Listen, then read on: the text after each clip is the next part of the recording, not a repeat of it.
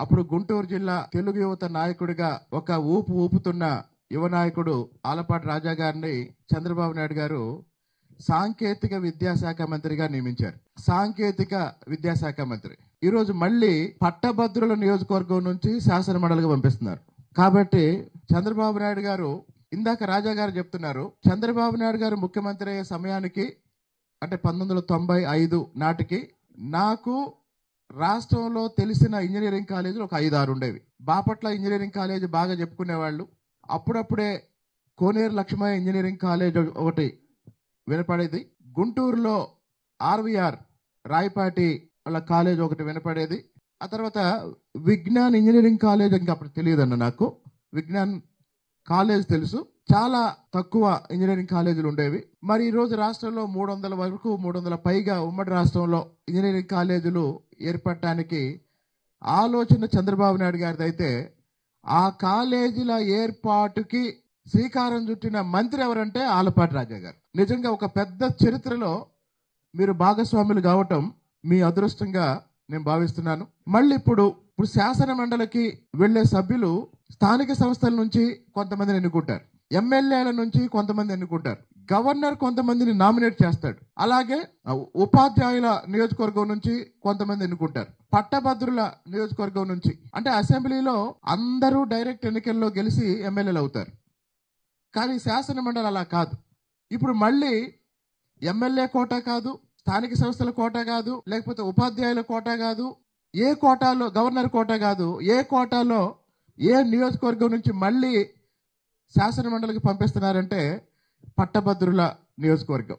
అంటే చంద్రబాబు గారు ఈ రాష్ట్రంలో విద్యాశాఖకు సంబంధించి, విద్యా రంగానికి సంబంధించి మళ్ళీ ఇంకొకసారి మీ చేత ఏదో చారిత్రాత్మకమైన కార్యక్రమానికి శ్రీకారం చుట్టే అవకాశం ఉందని నేను అనుకుంటున్నాను. అయితే మీరు గ్రాడ్యుయేట్ ఎమ్మెల్సీగా, ఒక శాసనసభ్యుడిగా నా విజ్ఞప్తి ఏంటంటే, ఏ ప్రభుత్వం మంచి ప్రభుత్వం అని ఎవరన్నా అడిగితే నేను చెప్పే సమాధానం ఏంటంటే, ఏ ప్రభుత్వం ఎక్కువ ఉద్యోగాలు ఇవ్వగలిగితే అదే మంచి ప్రభుత్వం. ఏ ప్రధానమంత్రి, ఏ ముఖ్యమంత్రి, ఏ నాయకుడు మంచి పరిపాలన అందించాడు అంటే, ప్రజల జీవన ప్రమాణ స్థాయి ఎవరైతే పెంచుతారో వాళ్ళు మంచి నాయకులు. మరి ప్రజల జీవన ప్రమాణ స్థాయి ఎలా పెరిగిద్ది? ఆదాయం రావాలి. మరి ఆదాయం ఎలా వస్తుంది? ఉద్యోగాలు రావాలి. కాబట్టి మొన్న మనం 175 సీట్లలో 164 సీట్లు సాధించడంలో అన్ని వర్గాలతో పాటు మనకి పూర్తి స్థాయిలో ఓటేసింది నిరుద్యోగ యువత. కాబట్టి ఆ నిరుద్యోగ యువత ఆశలకు అనుగుణంగా ఇప్పుడు ఆల్రెడీ డిఎస్సికి రంగం సిద్ధమైంది. దాదాపు 16,500 ఉద్యోగాలు రాబోతున్నాయి. అలాగే ఒక పక్క ప్రభుత్వం నిరుద్యోగ యువత కోసం రకరకాల నోటిఫికేషన్లు ఇవ్వటానికి సిద్ధమవుతుంది. అయితే నేను వ్యక్తిగతంగా ఏం ఆలోచిస్తానంటే, ప్రభుత్వం వైపు నుంచి కొంత ప్రయత్నం జరిగింది. ఇప్పుడు ప్రభుత్వం నోటిఫికేషన్లు ఇస్తుంది. ప్రభుత్వం నోటిఫికేషన్లు ఇచ్చినంత మాత్రాన మన పిల్లలకు ఉద్యోగాలు వస్తాయని గ్యారంటీ ఏంటి? 175 నియోజకవర్గాల్లో, రాష్ట్రంలో ఉన్న జిల్లాల్లో డిఎస్సి అయితే జిల్లా యూనిట్గా, గ్రూప్ 2 అయితే జోనల్ యూనిట్గా, గ్రూప్ 1 అయితే స్టేట్ యూనిట్గా, కానిస్టేబుల్, ఎస్ఐలు, రకరకాల ఉద్యోగాలు, రకరకాల అర్హతలు ఉంటాయి. మరి ఎవరికి ఉద్యోగాలు వస్తాయంటే, ఆ వచ్చే నోటిఫికేషన్కి ఎవరైతే సిద్ధమై ఉంటారో వాళ్ళకు ఉద్యోగాలు వస్తాయి. మీరు గమనించండి, జీవితంలో అందరికీ అవకాశాలు వస్తాయి, ప్రతి ఒక్కళ్ళకి అవకాశం వస్తుంది. కానీ ఎవరైతే ఆ అవకాశం వచ్చినప్పుడు సిద్ధంగా ఉంటారో వాళ్ళు దాన్ని అందుకోగలుగుతారు. ఇప్పుడు ప్రభుత్వం నోటిఫికేషన్ ఇచ్చి మన పిల్లలు చాలామంది తిరువూరు నియోజకవర్గంలో అవనిగడ్డ వెళ్ళి సంవత్సరం తరబడి అక్కడ ఉండి కోచింగ్ తీసుకోలేని వాళ్ళు ఎంతోమంది ఉన్నారు. లేదా నంద్యాల వెళ్ళి కోచింగ్ తీసుకోలేని వాళ్ళు ఎంతమంది ఉన్నారు.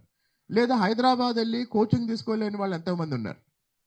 గత సంవత్సర కాలంగా నేను వచ్చిన దగ్గర నుంచి నేను చాలామంది కానిస్టేబుల్ ఉద్యోగాలకి చదువుకునే పిల్లలకి వాళ్ళు కాకినాడలో ఒక ఇన్స్టిట్యూట్లో చదువుతుంటే చాలామందికి నేను ఫీజులు కట్టాను. రూములో ఉంటే వాళ్ళ రూమ్ రెంట్ కూడా నేను పే చేస్తున్నాను. అలాంటి వాళ్ళకి కాకినాడలో ఇప్పుడు రాష్ట్ర వ్యాప్తంగా కానిస్టేబుల్, ఎస్ఐ కోచింగ్ అంటే పిల్లలందరూ కాకినాడ వెళ్తున్నారు. ఉమ్మడి రాష్ట్రంలో హైదరాబాద్ వెళ్ళేవాళ్ళు ఇప్పుడు రాష్ట్రం విడిపోయినాక కాకినాడ వెళ్తున్నారు. తెలంగాణ సిలబస్ ఆంధ్ర సిలబస్ వేరు కాబట్టి. ఆ కాకినాడలో ఉండే శ్యామ్ ఇన్స్టిట్యూట్ ఓనర్ శ్యామ్ కూడా నా ఓల్డ్ స్టూడెంట్.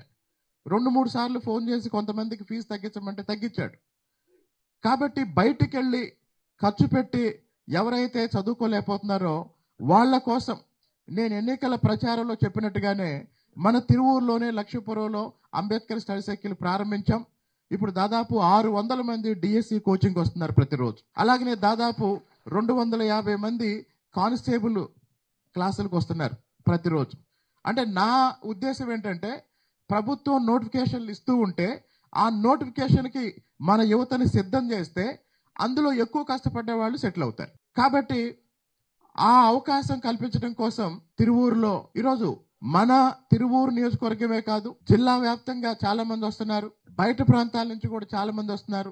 ఈ వారంలోనే 2-3 హాస్టల్స్ కూడా తిరువూరులో ప్రారంభం అవుతున్నాయి. కాబట్టి రాబోయే రోజుల్లో నిరుద్యోగ యువతకి ఎక్కువ ఉద్యోగాలు కల్పించడానికి మీరు శాసన మండలిలోను అలాగనే భవిష్యత్తులో మీకు లోకేష్ గారికి ముఖ్యమంత్రి గారికి ఉన్న సాన్నిహిత్యంతో ఎక్కువ ఉద్యోగాల నోటిఫికేషన్లు ఎక్కువ సంఖ్యలో ఉద్యోగాలు వచ్చే విధంగా కృషి చేస్తారని ఈ సందర్భంగా రాజా గారికి విజ్ఞప్తి చేస్తూ అందరికీ ధన్యవాదాలు.